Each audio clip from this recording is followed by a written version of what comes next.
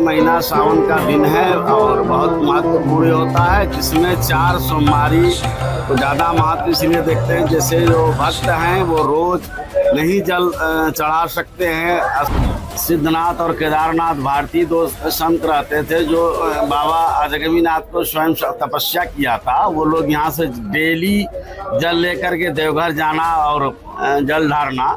या ये 2 पिंडी मिट्टी के उभरी हुई चर्म मृगछाला से ढका हुआ मिलेगा, उसमें से एक पिंडी आप लोग स्वीकार कर लेना। वो आज भी पिंडी दोनों स्वीकार है बाबा अजगमीनाथ के बगल में। सम्राट चौधरी जी का आदेश था मुख्यमंत्री का, तो उन्होंने फूल का वर्षा कराया। बहुत अच्छी बात है और महादेव का कृपा हो। मैं इस वक्त मौजूद हूँ विश्व प्रसिद्ध अजगैबीनाथ धाम सुल्तानगंज में। मेरे पीछे वही पावन स्थान है जहाँ सावन के महीने में आस्था का सबसे विराट संगम देखने को मिलता है।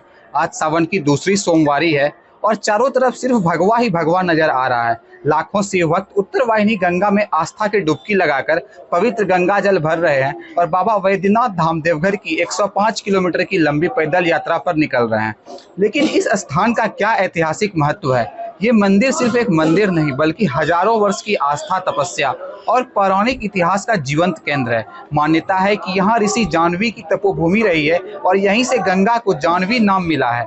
कहा जाता है कि भगवान शिव के दिव्य अजगव धनुष से जुड़ी मान्यताओं के कारण इस धाम का नाम बाबा अजगैबीनाथ धाम पड़ा है।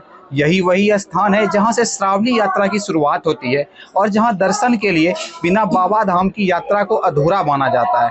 आज दूसरी सोमवारी और सोम प्रदेश के शुभ संयोग पर अजगैबीनाथ धाम में श्रद्धालुओं का ऐसा जनसैलाब उमड़ा है कि गंगा घाट से लेकर पूरा मंदिर परिसर तक, कांवरिया पथ तक सिर्फ हर हर महादेव और बोल बम का जय घोष सुनाई दे रहा है। भक्तों की आंखों में आस्था है, कदमों में विश्वास है और मन में सिर्फ एक ही संकल्प है, बाबा बैद्यनाथ के दरबार तक पहुंचकर जल अर्पित करना है। आज हम बात करेंगे अजगैबीनाथ धाम के प्रमुख पुजारी, यहाँ के प्रमुख मठाधीश प्रेमानंद गिरी महाराज जी से और जानेंगे इस पवित्र धाम का क्या इतिहास है, इसके पीछे की पौराणिक कथाएं क्या है अजगव धनुष का रहस्य, उत्तरवाहिनी गंगा का महत्व और वह आध्यात्मिक शक्ति जो हर साल लाखों श्रद्धालुओं को यहाँ खींच कर लाती है।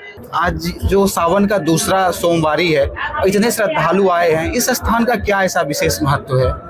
यह स्थान तो ऐतिहासिक आदि अनंत बहुत पुराना इतिहासी बाबर के समय का ही है और स्वयं शंभू है और गंगा का बीच का इसका इतिहास है। पहाड़ी है, पहाड़ी के ऊपर स्वयं शंभू शिवलिंग है जो सिद्धनाथ भारती जी ने तपस्या किया था और जाह्नवी मुनि भी यहाँ तपस्या किए हैं, जो गंगा का दोबारा उत्पन्न हुआ है। जो उनका कमंडल बह गया था तो उन्होंने गुस्से में काम कर गए थे। तो बहुत वर्षों के बाद जो है सभी भागीरथ का खानदान और राम जी, चंद्र जी वगैरह सभी लोग यहाँ आए। तमाम तपस्या करने के बाद फिर गंगा को जाह्नवी मुनि ने फिर से दोबारा उत्पन्न जन्म दिया, जो गंगा को चीर करके उत्तर दिशा की तरफ फेंका। इसलिए उत्तरवाहिनी गंगा ये ऐतिहासिक है। और भारत में 2 जगह ऐतिहासिक है, एक यूपी में काशी विश्वनाथ जो उत्तरवाहिनी गंगा बहती है और दूसरा बिहार में जो भागलपुर अजगैबीनाथ मंदिर के पास जो पहाड़ी है, यहाँ उत्तरवाहिनी जाह्नवी मुनि के नाम से, जाह्नवी गंगा के नाम से ये उत्तरवाहिनी दिशा जो जाह्नवी मुनि ने जंघा चीर करके गंगा को उत्पन्न किया था, इसलिए जाह्नवी मुनि के नाम से उत्तर दिशा को डाला था। इसलिए उत्तर दिशा का जो गंगा बहती है भारत में 2 जगह, इसलिए उत्तर दिशा को जो गंगा बहने उसको ज़्यादा ही शुभ और मानते हैं। इसलिए जो है उत्तरवाहिनी गंगा से जल उठाते हैं। भारत में 2 ही जगह है, यूपी और बिहार।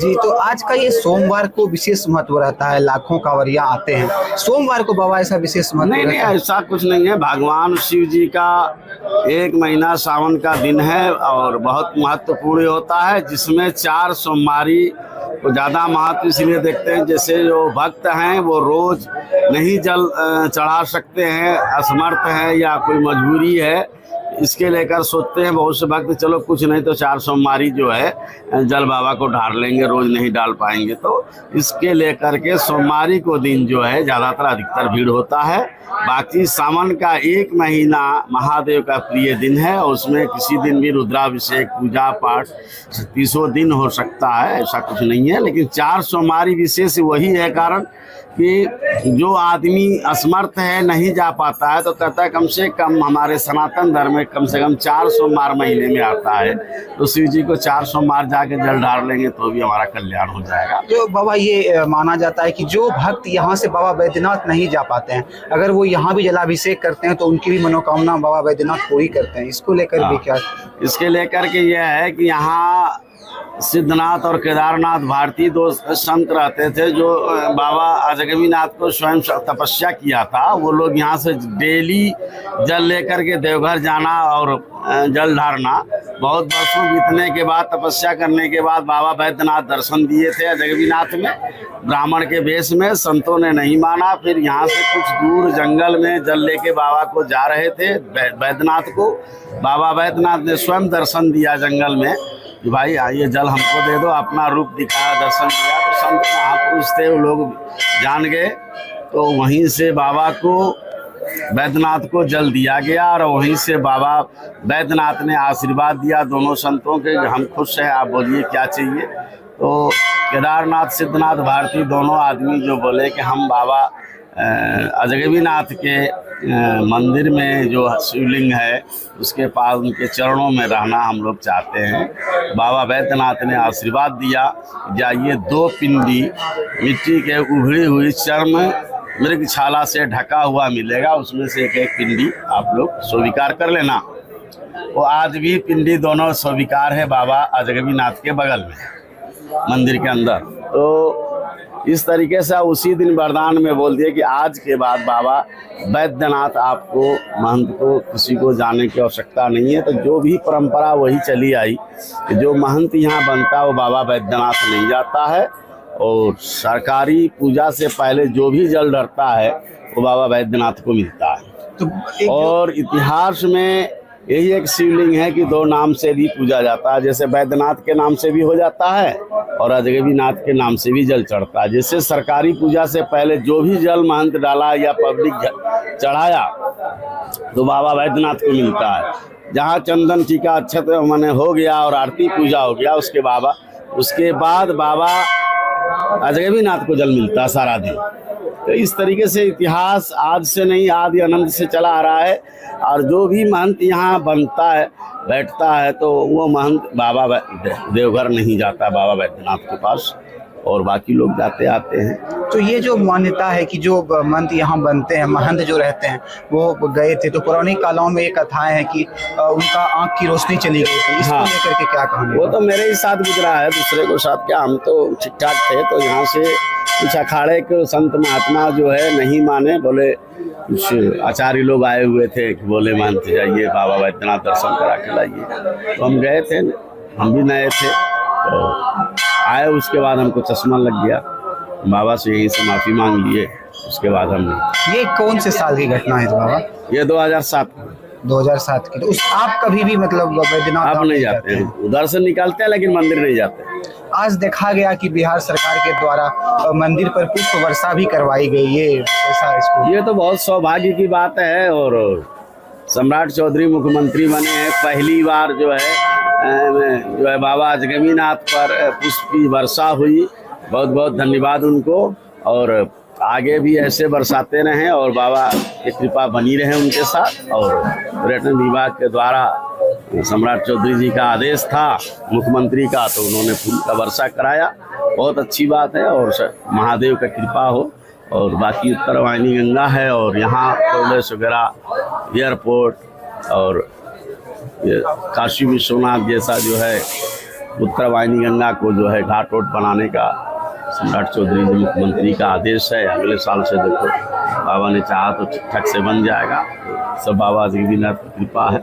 जिला प्रशासन ने बहुत बेहतर इस बार तैयारियां की है, बहुत विशेष इंतजाम रखे जा रहे हैं, शिव पूरा थीम पर सजाया गया है, इसको कैसे देख रहे हैं बाबा? हाँ वो तो खैर ठीक है। इस बार हर साल से बेहतर सजाया गया है शहर को भी और नमामि गंगे को भी, और प्रशासनिक व्यवस्था बाबा जगन्नाथ में टाइट है और अच्छा है, कोई दिक्कत हमको नहीं है। और जो है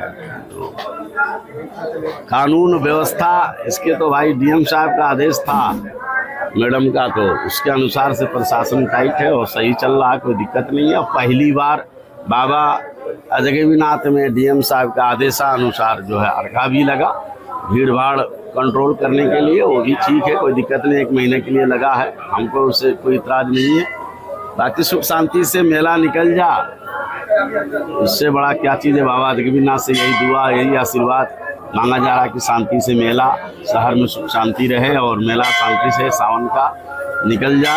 धन्यवाद जी। और बाबा जो कांवरिया अभी आ रहे हैं और देखा जाएगा कि जैसे जैसे सावन माह बीतता है तो भीड़ बढ़ती है, तो इस साल भीड़ कैसी लग रही है? हर साल से भीड़ बढ़ी है या नहीं? देखिए आस्था का केंद्र है और बाबा जगन्नाथ के पास और जो है भीड़ तो हर साल बढ़ी रही है। पहले से जो है कांवड़ का हिंदुओं के अंदर बाकी जागृति बहुत हुआ है और तमाम जो है कांवड़ियों का भी आस्था बहुत बढ़ा हुआ है। इस साल जो है 1.5-2 लाख 1.5 लाख 2 लाख 3-3 लाख तक कांवड़िया रोज को आ जाते हैं, जल भरते हैं। जैसे ये है बाबा जगन्नाथ का पहाड़ का मामला है, तो यहाँ 5% ऊपर आदमी चढ़ता है। बाकी गंगा में काफ़ी भीड़ रहता है, नमामि गंगे, और इधर उत्तर वाहिनी अब जल स्तर बढ़ रहा है तो इधर भी अच्छा चलेगा, कोई दिक्कत नहीं है। बाकी तो कृपा है महादेव का, चल रहा अच्छी बात है।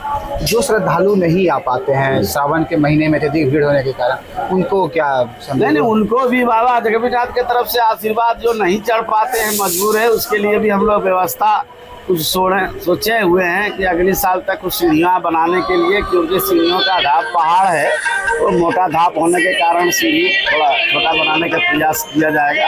जो श्रद्धालु नीचे से जो ऊपर नहीं चढ़ पाते, नीचे से ही बाबा को प्रणाम करके जाते हैं। तो आपने सुना अजगैबीनाथ धाम का इतिहास, इसकी पौराणिक महिमा और भगवान शिव के दिव्य अजगब धनुष से जुड़ी मान्यताएं। सावन की दूसरी सोमवारी पर लाखों श्रद्धालुओं की आस्था इस बात का प्रमाण है कि अजगैबीनाथ धाम आज भी शिव भक्तों के लिए श्रद्धा और विश्वास का सबसे बड़ा केंद्र बना हुआ है। अगर आप भी कभी सुल्तानगंज आएं तो बाबा अजगैबीनाथ धाम के दर्शन अवश्य करें और इस पावन धाम की दिव्यता को महसूस करें। फिलहाल के लिए दीजिए अनुमति। हर हर महादेव, बोल बम।